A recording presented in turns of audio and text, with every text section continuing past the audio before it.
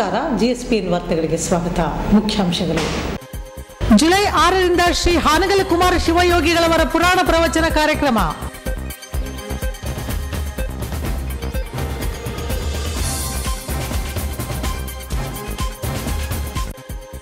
ಸಾಕ್ಷರತಾ ಭಾರತ ಮುಖ್ಯ ಸಂಪನ್ಮೂಲ ವ್ಯಕ್ತಿಗಳಿಗೆ ಪಠ್ಯಾಧಾರಿತ ತರಬೇತಿ.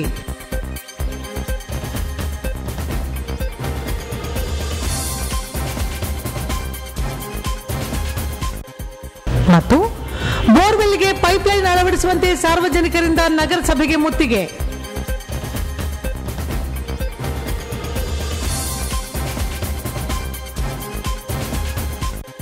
ವಾರ್ತೆಗಳ ವಿವರ. ಜುಲೈ 6ರಿಂದ ಲಿಂಗೈಕ್ಯ ಶ್ರೀ ಕೊಟ್ಟೂರು ಮಹಾಶಿವಯೋಗಿಗಳವರ 96ನೇ ವರ್ಷದ ಸ್ಮರಣೋತ್ಸವದ ಅಂಗವಾಗಿ ಶ್ರೀ ಹಾನಗಲ್ ಕುಮಾರ ಶಿವಯೋಗಿಗಳವರ ಪುರಾಣ ಪ್ರವಚನ ಕಾರ್ಯಕ್ರಮ ನಗರದ ಕಲ್ಮಠದಲ್ಲಿ ನಡೆಯಲಿದೆ.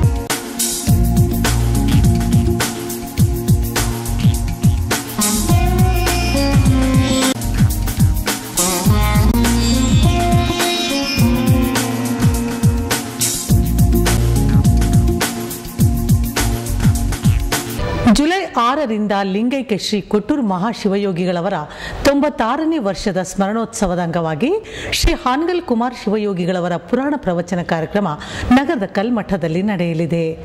ಜುಲೈ 6ರಿಂದ 17ರವರೆಗೆ ಪ್ರತಿದಿನ ಸಾಯಂಕಾಲ 7:30ರಿಂದ 9 ಗಂಟೆಯವರೆಗೆ ಶ್ರೀ ಹಾನಗಲ್ ಕುಮಾರಸ್ವಾಮಿಗಳವರ ಪುರಾಣ ಪ್ರವಚನ ಕಾರ್ಯಕ್ರಮ ನಡೆಯಲಿದ್ದು, ಗಂಗಾವತಿ ನಗರ ಹಾಗೂ ತಾಲೂಕಿನ ಸಮಸ್ತ ನಾಗರಿಕರು ಪಾಲ್ಗೊಳ್ಳುವಂತೆ ಕಲ್ಮಠದ ಡಾಕ್ಟರ್ ಕೊಟ್ಟೂರು ಮಹಾಸ್ವಾಮಿಗಳು ತಿಳಿಸಿದ್ದಾರೆ. ದೇವದಾಸಿ ಮಹಿಳೆಯರಿಗೆ ನಿವೇಶನ ನೀಡುವಂತೆ ಒತ್ತಾಯಿಸಿ 2ನೇ ದಿನವೂ ಕರ್ನಾಟಕ ರಾಜ್ಯ ದೇವದಾಸಿ ಮಹಿಳೆಯರ ವಿಮೋಚನಾ ಸಂಘದಿಂದ ತಾಲೂಕು ಪಂಚಾಯಿತಿ ಮುಂದೆ ಪ್ರತಿಭಟನೆ ನಡೆಸಲಾಯಿತು.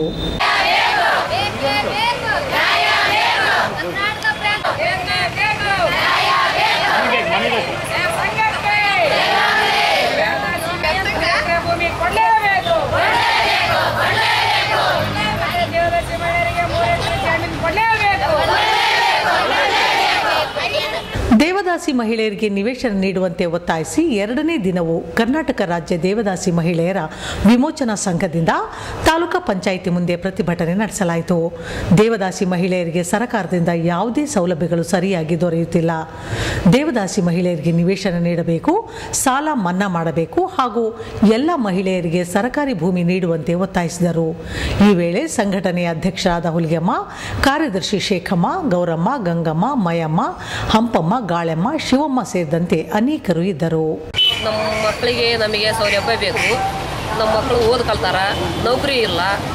ನಾವು ಸುಣ್ಣ ವ್ಯಾಪಾರ ಮಾಡ್ತೀವಿ, ಬಡವ್ರು ಇದೀವಿ, ಕೂಲಿ ಮಾಡ್ತಾರ ನನ್ನ ಮಕ್ಕಳು, ನಮ್ಮೆಲ್ಲರ ಮಕ್ಕಳು. ನಮಗೆ ಸೌಲಭ್ಯ ಬೇಕು. ನಮಗೆ ನಮ್ಮ ಮಕ್ಕಳಿಗೆ ನೌಕರಿ ಕೊಡ್ಬೇಕು, ನಮಗೆ ಗದ್ದೆ ಕೊಡ್ಬೇಕು. ಬೇಕ್ರಿ, ಜಾಗ ಇಲ್ರಿ. ಕೆಲವು ಜನಕ್ಕೆ ಜಾಗ ಇಲ್ಲ, ಕೆಲವು ಜನಕ್ಕೆ ಜಾಗ ಅದಾವ. ಮನೆ ಬೇಕ್ರಿ, ನಮಗೆ ಜನತ ಮನೆಗಳು ಮಾಡಿಸ್ಕೊಡ್ಬೇಕು. ದೇವದಾಸಿ ಹೆಣ್ಮಕ್ಳಿಗೆ 5 ಎಕರೆ ಭೂಮಿ ಸಿಗಬೇಕು. ಆಮೇಲೆ ನಿವೇಶನ ಸಿಗಬೇಕು. ಆಗ ದೇವದಾಸಿ ಮಕ್ಕಳಿಗೆ ಸೌಲಭ್ಯಗಳು ಸಿಗಬೇಕು.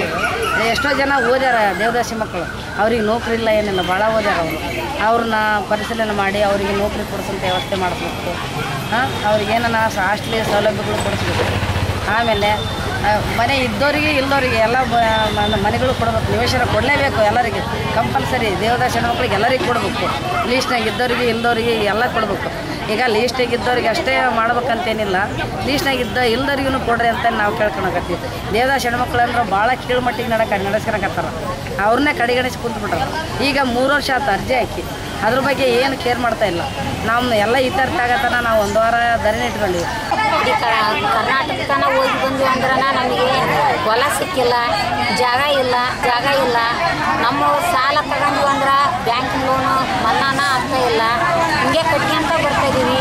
ಮಕ್ಕಳಿಗೆ ಓದೋಂಥ ಮಕ್ಕಳಿಗೆ ಸೌಲಭ್ಯನೇ ಇಲ್ಲ.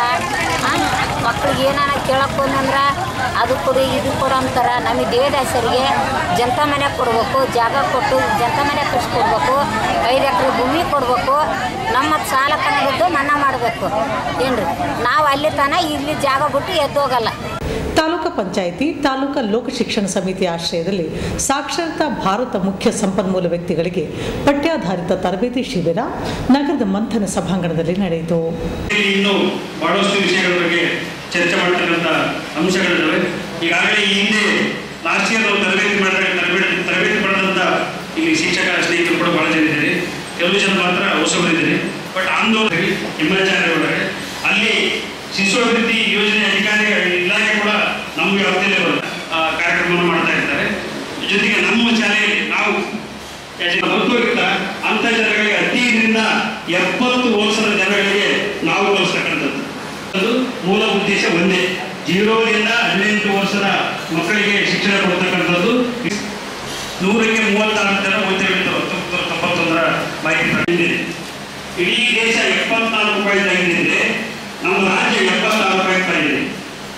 ಬಹುಶಃ ಸಾಕ್ಷರತೆಯನ್ನು ಸಾಧಿಸಿದ್ದೀವಿ ಅಂತೇಳಿ 76ರಿಂದ 88ರವರೆಗೆ ತೆಗೆದುಕೊಂಡು ತಾಲೂಕು ಪಂಚಾಯಿತಿ ತಾಲೂಕು ಲೋಕ ಶಿಕ್ಷಣ ಸಮಿತಿ ಆಶ್ರಯದಲ್ಲಿ ಸಾಕ್ಷರತಾ ಭಾರತ ಮುಖ್ಯ ಸಂಪನ್ಮೂಲ ವ್ಯಕ್ತಿಗಳಿಗೆ ಪಠ್ಯಾಧಾರಿತ ತರಬೇತಿ ಶಿಬಿರ ನಗರದ ಮಂಥನ ಸಭಾಂಗಣದಲ್ಲಿ ನಡೆಯಿತು.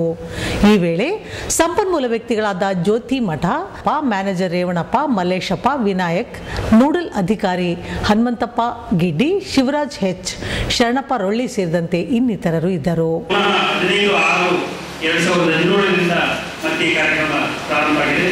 ಮೊಟ್ಟ ಮೊದಲನೇದಾಗಿ 22ರಿಂದ 22ನೇ ತಾರೀಕಿನವರೆಗೆ ನಮಗೆ ಕೃಷಿ ಕೇಂದ್ರದ ತರಬೇತಿಯಲ್ಲಿ ನಮ್ಮಿಬ್ಬರು ಸಂಪನ್ಮೂಲ ವ್ಯಕ್ತಿಗಳಿಗೆ ರಾಜ್ಯ ಮಟ್ಟದ ಒಂದು ತರಬೇತಿ ಆಯಿತು 6 ಜಿಲ್ಲೆಯಲ್ಲಿ. ನಿಮಗೆ ವಿಶೇಷವಾಗಿ ಈ ಸಾಕ್ಷರ ನಾಡು ಸಾಕ್ಷರ ಭಾರತ ಕಾರ್ಯಕ್ರಮ ಓನ್ಲಿ ಹೈದರಾಬಾದ್ ಕರ್ನಾಟಕದ 6 ಜಿಲ್ಲೆಗಳಿಗೆ ಮಾತ್ರ ಕಾರ್ಯಕ್ರಮ ನಡೆದಿದೆ. ಅದು ಹೈದರಾಬಾದ್ ಕರ್ನಾಟಕದಲ್ಲಿ ಮಹಿಳಾ ಶಿಕ್ಷಣದ ಮಟ್ಟ ಕಡಿಮೆ ಇದೆ, ಜೊತೆಗೆ ಬಾಲ್ಯ ವಿವಾಹ ಕಾರ್ಯಕ್ರಮ ಜಾಸ್ತಿ ನಡೀತಾ ಇವೆ. ಇಲ್ಲಿಗೆ ಜನರಿಗೆ ಅರಿವಿನ ಜೊತೆಗೆ ಅಕ್ಷರದ ಅಭ್ಯಾಸವನ್ನು ಮಾಡಿಸಬೇಕಂತೇಳಿ ವಿಶೇಷವಾದ ಒಂದು ಕಾರ್ಯಕ್ರಮ. ಇದು ಮಾರ್ಚ್ 2018ರವರೆಗೆ ನಿರಂತರವಾಗಿ ನಡ್ಕೊಂಡು ಬರುತ್ತೆ. ಇವತ್ತಿನಿಂದ 4 ದಿನಗಳಿಗೆ ತರಬೇತಿಯನ್ನು ಪಡೆದ ನಂತರ ಗ್ರಾಮ ಪಂಚಾಯತಿ ಮಟ್ಟದಲ್ಲಿ 4 ದಿನಗಳವರೆಗೆ ತರಬೇತಿಯನ್ನು ಕೊಟ್ಟು ಆಗಸ್ಟ್ 1ರಂದು ಎಷ್ಟೇ ಜನರು ಕಲಿಕಾ ಕೇಂದ್ರವನ್ನು ಪ್ರಾರಂಭಿಸಬೇಕು, ಕಲಿಕೆಯನ್ನು ಪ್ರಾರಂಭಿಸುವ ನಿಟ್ಟಿನಲ್ಲಿ ಈ ಒಂದು ಕಾರ್ಯಕ್ರಮ ಬಹಳ ರಾಜ್ಯ ಮಟ್ಟದ ಕ್ಯಾಲೆಂಡರ್ ಪ್ರಕಾರ ನಡೆದಿದೆ. ಈ ಒಂದು ಉದ್ದೇಶದಲ್ಲಿ ನಾವು ಮೂಲ ಸಾಧನೆಯನ್ನು ನಾವು 100% ಸಾಧನೆಯನ್ನು ನಾವು ಮಾಡಕ್ಕೆ ಆಗ್ತಾ ಇಲ್ಲ. ಇನ್ನು ಈ ಎಲ್ಲ ಕಾರ್ಯಕ್ರಮಗಳನ್ನು ಸರ್ಕಾರ ಜಾರಿಗೆ ತಂದಿದೆ.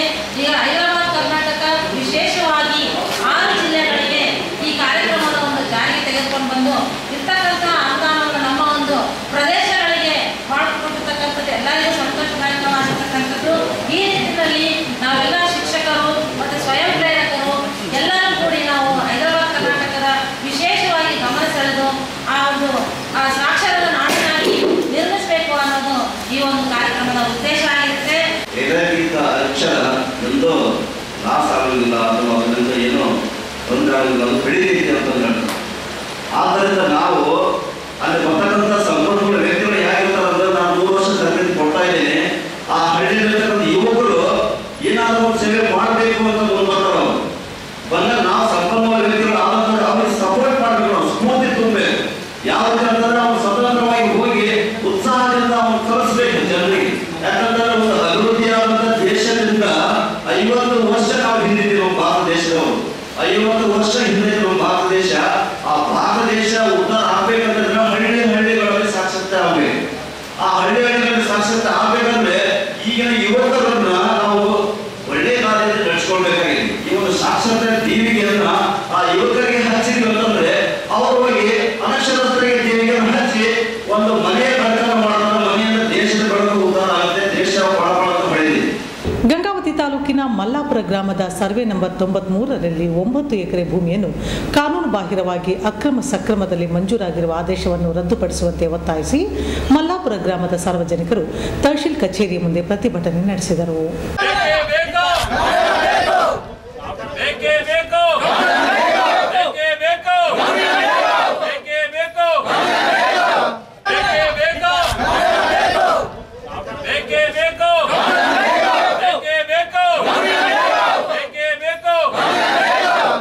ಗಂಗಾವತಿ ತಾಲೂಕಿನ ಮಲ್ಲಾಪುರ ಗ್ರಾಮದ ಸರ್ವೆ ನಂಬರ್ 93ರಲ್ಲಿ 9 ಎಕರೆ ಭೂಮಿಯನ್ನು ಕಾನೂನು ಬಾಹಿರವಾಗಿ ಅಕ್ರಮ ಸಕ್ರಮದಲ್ಲಿ ಮಂಜೂರಾಗಿರುವ ಆದೇಶವನ್ನು ರದ್ದುಪಡಿಸುವಂತೆ ಒತ್ತಾಯಿಸಿ ಮಲ್ಲಾಪುರ ಗ್ರಾಮದ ಸಾರ್ವಜನಿಕರು ತಹಶೀಲ್ ಕಚೇರಿಯ ಮುಂದೆ ಪ್ರತಿಭಟನೆ ನಡೆಸಿದರು. ಗಂಗಾವತಿ ಹೋಬಳಿಯ ಮಲ್ಲಾಪುರ ಗ್ರಾಮದ ಸೀಮಾದಲ್ಲಿ ಸರ್ವೆ ನಂಬರ್ 93ರಲ್ಲಿ 9 ಎಕರೆ ಭೂಮಿಯನ್ನು ಗಾಂವ್ ಠಾಣ್ ವ್ಯಾಪ್ತಿಯಲ್ಲಿದ್ದು 2006ರ ಅಕ್ರಮ ಸಕ್ರಮದಲ್ಲಿ 1 ಎಕರೆ 20 ಗುಂಟೆ ಭೂಮಿಯನ್ನು ಮಲ್ಲಿಕಾರ್ಜುನ ವೀರಬಸಪ್ಪ ಹಾಗೂ 25 ಗುಂಟೆ ಭೂಮಿಯನ್ನು ಸಾವಿತ್ರಿ ಗೋವಿಂದ ರೆಡ್ಡಿ ಅವರು ತಮ್ಮ ಹೆಸರಲ್ಲಿ ಕಾನೂನು ಬಾಹಿರವಾಗಿ ಮಂಜೂರು ಮಾಡಿಸಿಕೊಂಡಿದ್ದಾರೆ. ಈ ಭೂಮಿ ಮೇಲೆ ನೀಡಿದ ಆದೇಶವನ್ನು ರದ್ದುಪಡಿಸಬೇಕೆಂದು ಒತ್ತಾಯಿಸಿದರು. ಈ ವೇಳೆ ಗ್ರಾಮಸ್ಥರಾದ ಪಂಪಾಪತಿ, ದೊಡ್ಡನಾಗನಗೌಡ, ಅಮರೇಶ್, ಟಿ ಮಲ್ಲಪ್ಪ, ಹುಸೇನ್ ಸಾಬ್, ಸೋಮನಾಥ, ಟಿ ಷಣ್ಮುಖಪ್ಪ ಸೇರಿದಂತೆ ನೂರಾರು ಸಂಖ್ಯೆಯ ಗ್ರಾಮಸ್ಥರು ಪ್ರತಿಭಟನೆಯಲ್ಲಿ ಪಾಲ್ಗೊಂಡಿದ್ದರು. ಗಂಗಾವತಿ ಹೋಬಳಿಯ ಮಲ್ಲಾಪುರ ಗ್ರಾಮ ಸೀಮಾದ ಸರ್ವೆ ನಂಬರ್ 93 P1 ವಿಸ್ತೀರ್ಣ 9 ಎಕರೆ ಭೂಮಿಯು ಮಲ್ಲಾಪುರ ಗ್ರಾಮದ ಹಳೆ ಗಾಂವ್ ಭೂಮಿಯಾಗಿದ್ದು, ಸದರಿ ಭೂಮಿಯಲ್ಲಿ MR ನಂಬರ್ 35/2005-2006 ಮತ್ತು 1 ಎಕರೆ 20 ಗುಂಟೆ ಭೂಮಿಯನ್ನು ಮಲ್ಲಿಕಾರ್ಜುನ ತಂದೆ ವೀರಬಸಪ್ಪ ಸಾಕಿನ್ ಮಲ್ಲಾಪುರ ಇವರಿಗೆ ಹಾಗೂ MR ನಂಬರ್ 5/2005-6 ದಿನಾಂಕ 18/8/2005 ಅಕ್ರಮ ಸಕ್ರಮ ದ್ವಾರ ವಿಸ್ತೀರ್ಣ 25 ಗುಂಟೆ ಭೂಮಿಯನ್ನು ಶ್ರೀಮತಿ ಸುಮಿತ್ರಮ್ಮ ಗಂಡ ಗೋವಿಂದ ರೆಡ್ಡಿ ಇವರುಗಳ ಹೆಸರಿಗೆ ಕಾನೂನು ಬಾಹಿರವಾಗಿ ಅಕ್ರಮ ಸಕ್ರಮ ಯೋಜನೆಯಡಿ ಅಲಾಟ್ಮೆಂಟ್ ಆದೇಶವನ್ನು ಮಾಡಿರುತ್ತಾರೆ ಮತ್ತು ಕ್ರಮವಾಗಿ ಇರುವರು ಪಾಟಿದಾರರಿಗೆ ಸಾಗುವಳಿ ಚೀಟಿ ಸಂಖ್ಯೆ LND 18/2002-2003 ದಿನಾಂಕ 9/9/2005 ಮತ್ತು ಸಾಗುವಳಿ ಚೀಟಿ ಸಂಖ್ಯೆ LND 18/2002-2003 ದಿನಾಂಕ 3/8/2005 ಸಾಗುವಳಿ ಚೀಟಿಗಳನ್ನು ಮಂಜೂರು ಮಾಡಿರುತ್ತಾರೆ. ಸದರಿ ಭೂಮಿಯು ಗಾಂವ್ ಠಾಣ್ ಭೂಮಿಯಾಗಿದ್ದು, ಈಗ ಸದರಿ ಭೂಮಿಯಲ್ಲಿ ಕಾನೂನು ಬಾಹಿರವಾಗಿ ಅಲಾಟ್ಮೆಂಟ್ ಆದೇಶ ಮತ್ತು ಸಾಗುವಳಿ ಚೀಟಿಗಳನ್ನು ನೀಡಿದ್ದಲ್ಲದೆ ಪಹಣಿ ಪತ್ರಿಕೆಯ ಕಾಲಂ ನಂಬರ್ 9ರಲ್ಲಿಯೂ ಸಹ ಅವರುಗಳ ಹೆಸರುಗಳನ್ನು ನಮೂದು ಮಾಡಿರುತ್ತಾರೆ.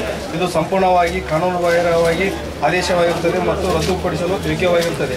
93ರಲ್ಲಿ ಗೌಟನ್ ಇದೆ 9 ಎಕರೆ. 9 ಎಕರೆ ಗೌಟನ್ನಲ್ಲಿ ಊರಿನ ಗ್ರಾಮಸ್ಥರೆಲ್ಲರೂ ಕೂಡಿ ಶಾಲೆಯ ವಸತಿಗಳನ್ನು ಮಾಡೋಣ ಅಂತೇಳಿ ಸರ್ಕಾರ ಆಸ್ಪತ್ರೆ ಒಂದು ಮಾಡೋಣ ಅಂತೇಳಿ ತೀರ್ಮಾನ ತಗೊಂಡ್ರೆ ಅದರಲ್ಲಿ ಇಬ್ಬರಿಗೆ ಸರ್ಕಾರದಿಂದ ಅಲಾಟ್ಮೆಂಟ್ ಆಗೈತಿ.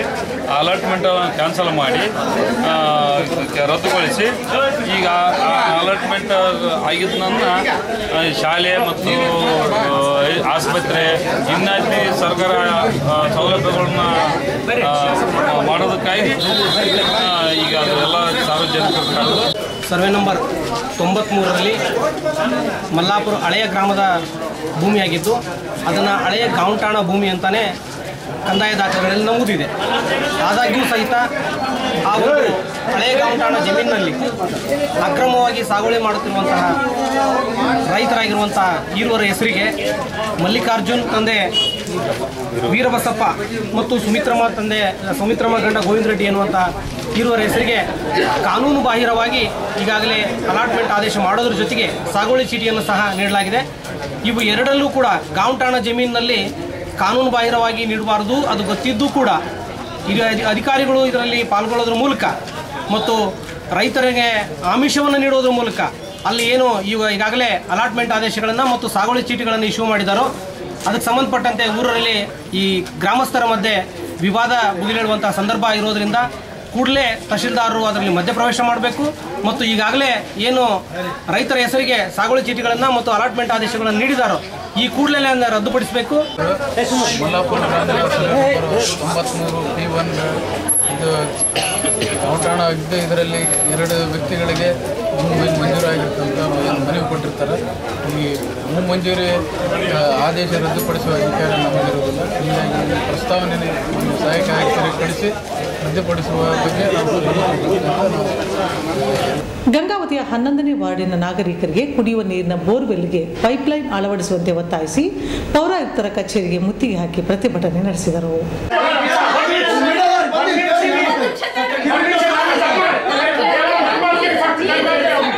ನೀರ್ ಬೇಕಾಗ್ಯಾವ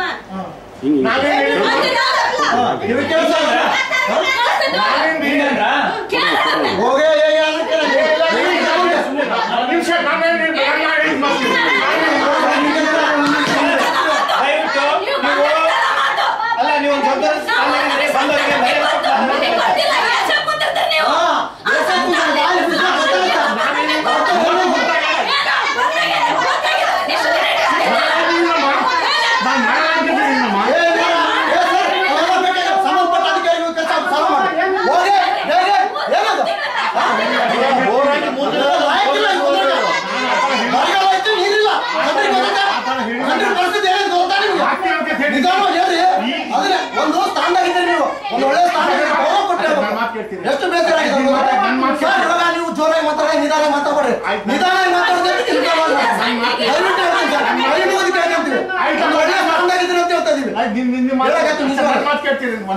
ನಾನೇನ್ ಹೇಳಿದ್ರು ಫಸ್ಟ್ ಬಂದ ತಕ್ಷಣ ನೀರಿಲ್ಲ ಅಂತ ಹೇಳಿದ್ರು ಬೋರ್ವೆಲ್ ಹಾಕೋಲ್ಲ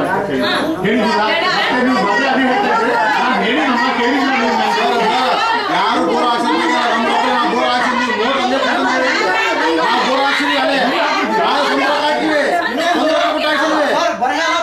ಪರಿಹಾರ ಏನು ಕೊಟ್ಟಿದಾರಲ್ಲ ಯೂಸ್ ಮಾಡಕ್ಕೆ ಅದನ್ನ ಯೂಸ್ ಮಾಡಕ್ಕೆ ಹೇಳ್ರಿ ಇಮಿಡಿಯೇಟ್ ಯೂಸ್ ಮಾಡಕ್ಕೆ ಸಂಬಂಧಪಟ್ಟ ಅಧಿಕಾರಿಗಳಿಗೆ ನೀರಿಲ್ಲ ಜನರಿಗೆ ನನ್ಗೆ ಇವತ್ತು ಗೊತ್ತಾಗಿದೆ ನನ್ಗೆ ಇವತ್ತು ಗೊತ್ತಾಗದ ಈಗ ಗೊತ್ತಾಗೋದಿಲ್ಲಮ್ಮ ಅಚ್ಚಾ ನಂಗೆ ಹೇಳಿದ್ರಮ್ಮ ಇಂಜಿನಿಯರ್ಗೆ ಹೇಳಿದ್ರೆ ಇಂಜಿನಿಯರ್ಗೆ ದಿನ ನಾಳೆ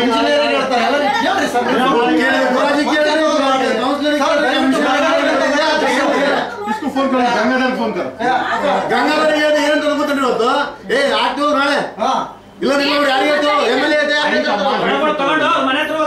ಗಂಗಾವತಿಯ 11ನೇ ವಾರ್ಡಿನ ನಾಗರಿಕರಿಗೆ ಕುಡಿಯುವ ನೀರಿನ ಬೋರ್ವೆಲ್ಗೆ ಪೈಪ್ಲೈನ್ ಅಳವಡಿಸುವಂತೆ ಒತ್ತಾಯಿಸಿ ಪೌರಾಯುಕ್ತರ ಕಚೇರಿಗೆ ಮುತ್ತಿಗೆ ಹಾಕಿ ಪ್ರತಿಭಟನೆ ನಡೆಸಿದರು. ವಾರ್ಡಿನಲ್ಲಿ ನಗರಸಭೆಯಿಂದ ಕುಡಿಯುವ ನೀರಿನ ವ್ಯವಸ್ಥೆ ಮಾಡಿಲ್ಲ. ಸಾರ್ವಜನಿಕರೇ ಸ್ವಂತ ಹಣದಿಂದ ಬೋರ್ವೆಲ್ ಅನ್ನು ಹಾಕಿಸಿದ್ದಾರೆ. ಆದರೆ ಬೋರ್ವೆಲ್ಗೆ ಪೈಪ್ಲೈನ್ ಮಾಡಿ ಕುಡಿಯುವ ನೀರನ್ನು ಒದಗಿಸಲು ಹಲವು ಬಾರಿ ಮನವಿ ಮಾಡಿದ್ದರೂ ಅಧಿಕಾರಿಗಳು ನಿರ್ಲಕ್ಷ್ಯ ಮಾಡುತ್ತಿದ್ದಾರೆ. ಕೂಡಲೇ ಪೈಪ್ಲೈನ್ ಮಾಡಿ ನೀರನ್ನು ಒದಗಿಸಬೇಕೆಂದು ಒತ್ತಾಯಿಸಿದರು. ಈ ವೇಳೆ ಹುಲಿಗೆಮ್ಮ, ಪ್ರಮೀಳಮ್ಮ, ಮುಕ್ಕಣ್ಣ, ಶಾಮಣ್ಣ, ಗಂಗಪ್ಪ, ಮಾರಣ್ಣ, ಪದ್ಮ ಸೇರಿದಂತೆ ಅನೇಕರು ಇದ್ದರು. 1 ಕಿಲೋಮೀಟರ್ ನೀರಿಗೆ ಹೋಗ್ಬೇಕು ನಾವು. ಅದು ದಾರಿನೂ ಇಲ್ಲ, ಎಲ್ಲ ಎರಿ ಮಣ್ಣು, ಸೈಕಲ್ ಏನೋ ನಡೆಯಲ್ಲ ಅಂತದ್ರಾಗ ಹೆಣ್ಮಕ್ಳು 2 ಕೊಡ ನೀರು ತಂದ್ರೆ ಒಂದಿನ ತಕೊಂಡ್ರೆ ಒಂದಿನ ಮೈ ತಕೊನಾಗಲ್ಲ ಅಂತ ಪರಿಸ್ಥಿತಿ ಅಲ್ಲಿ ಐತೆ. ಈಗ ಇವ್ರ ತಕ ಎಲ್ಲ ತಕ ಎಮ್ಮೆಲಿ ಎಲ್ಲರ ಮುನ್ಸಿಪಾಲ್ಟಿ ಎಲ್ಲ ಆಯ್ತು. ಆ ನೀರಿನ ವ್ಯವಸ್ಥೆ ನಮ್ಗೆ ಯಾರು ಮಾಡಿಲ್ಲ. ಕುಡಿಯೋ ನೀರು ಕೇಳಿದ್ವಿ, ಚೆನ್ನಾಗಿ ನೀರು ಮಾರ್ತೋತೆ ಇಲ್ಲ. 6 ಲಕ್ಷ 20 ಲಕ್ಷ ಬರೋದು ಅಲ್ಲಿ ನೋಡೋದು ಒಳ್ಳೆ ಬಂದು ಮಾಡಕ್ಕೆ ಕಳಿಸಿ ನಮ್ಮ ನಡ್ರಿ ನೀವು ಮುಂದಕ್ಕೆ ಬರ್ತೀನಿ ನೀವು ಒಂದು ಹೋಗ್ರಿ ಮಂಚಕ್ಕೆ ಬರ್ತೀನಿ ಬೇಡ 3 ತಿಂಗಳು ಅಲ್ರಿ. ಈಗ 30 ವರ್ಷದಿಂದ ಅಲ್ಲಿ ಒಂದು ಬೋರ್ ಜಗ್ಗದಾಕಿಲ್ಲ. ನಾವು ಸ್ವಂತ ರೊಕ್ಕ ಕೊಟ್ಟು ಒಂದು ಬೋರ್ ಹಾಕ್ಸಿವಿ, ಅದಕ್ಕೊಂದಿಟ್ಟು ಮೋಟ್ರ್ ಇಳಿಸಿ ಕಲೆಕ್ಷನ್ ಮಾಡಿ ಕೊಟ್ಟರು ಅಂದ್ರೆ ಬಂದಿ ನಡಿ ಅಂತ ಕಳ್ಸೋದು. ಇಲ್ಲಿ ಏನಪ್ಪ ಇದ್ರಂಗೆ ಐತಲ್ಲ ಕೌನ್ಸಿಲರ್ ಅವನೇನಿಲ್ಲ. ನಾವು ಹೋಗ್ತೀನಿ ಈಗ ಬರ್ತದೆ ಕಡಿ. ಈಗ ಒಂದು ಬೋರ್ ಹಾಕ್ಯಾರ ಗೌರ್ಮೆಂಟ್ ಇದ್ದು, ಅದ್ರಾಗ ನೀರಿಲ್ಲ. ಒಂದು ನಾವು ಹಾಕ್ಸಿದ್ರಾಗ ನೀರು ಅದಾವ. ಅದಕ್ಕೆ ಪೈಪ್ ಲೈನ್ ಇಳಿಸ್ಕೊಡೋದು ಕೇಳ್ತು, ಅವ್ರು ಆಗ ಮಾಡಿಲ್ಲ. ಬರೋ 11ನೇ ವಾರ್ಡ್ ವಿಜಯನಗರ ಏರಿಯಾದಲ್ಲಿರುವ ಸುಮಾರು ಒಂದು 50-60 ಮನೆ ಇದೆ. ಒಂದು ಗೌರ್ಮೆಂಟ್ ಬೋರ್ ಹಾಕಿತ್ತು, ಅದು ಹೋಗಿದೆ. ಈ ಸ್ವಂತ ಇಂಡಿವಿಜುವಲ್ ಅವ್ರು ಹಾಕಿದ್ದಾರೆ ನೀರು. ಸ್ವಂತ ಬೋರ್ ಖರ್ಚಾಗಿ 20,000ರಿಂದ ಒಂದು ಹೊಡಿಸಿದ್ದಾರೆ. 3 ಇಂಚ್ ನೀರಿದೆ, ಅದಕ್ಕೆ ಮೋಟ್ರ್ ಇಳಿಸ್ತಾ ಇಲ್ಲ ಅವರು. ಬಂದು ನಗರಸಭೆ ಅವರು ಕೇಳಿದ್ರೆ ಕೌನ್ಸಿಲರ್ ಕೇಳಿದ್ರೆ AW ತಗೋ ಅಂತಾರೆ. AW ಅಂದರೆ ಕಮಿಷನರ್ ತಗೋ ಅಂತಾನೆ. ನಾವು ಯಾರಂತ ತಗೊಂಡಿಡ್ಬೇಕು, ಅದಕ್ಕೆ ಡೈರೆಕ್ಟಾಗಿ ಮುಂಚೆಬಡಿ ಮುತ್ತಿ ಹಾಕಿ ಬಂದಿದ್ದೀವಿ. ದಯವಿಟ್ಟು ಇದು ಮಾಡಿಸ್ಕೊಡ್ಬೇಕಂತ ನಾವು ಕೇಳ್ಬೋದು. ಕೊನೆಯಲ್ಲಿ ಮತ್ತೊಮ್ಮೆ ಮುಖ್ಯಾಂಶಗಳು. ಜುಲೈ 6ರಿಂದ ಶ್ರೀ ಹಾನಗಲ್ ಕುಮಾರ ಶಿವಯೋಗಿಗಳವರ ಪುರಾಣ ಪ್ರವಚನ ಕಾರ್ಯಕ್ರಮ.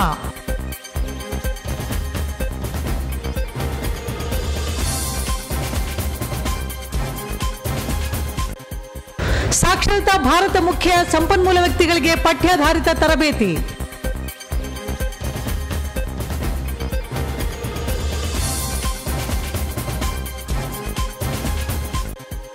ಮತ್ತು ಬೋರ್ವೆಲ್ಗೆ ಪೈಪ್ಲೈನ್ ಅಳವಡಿಸುವಂತೆ ಸಾರ್ವಜನಿಕರಿಂದ ನಗರಸಭೆಗೆ ಮುತ್ತಿಗೆ.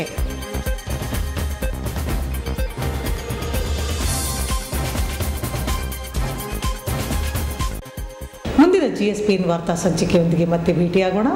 ವಂದನೆಗಳು.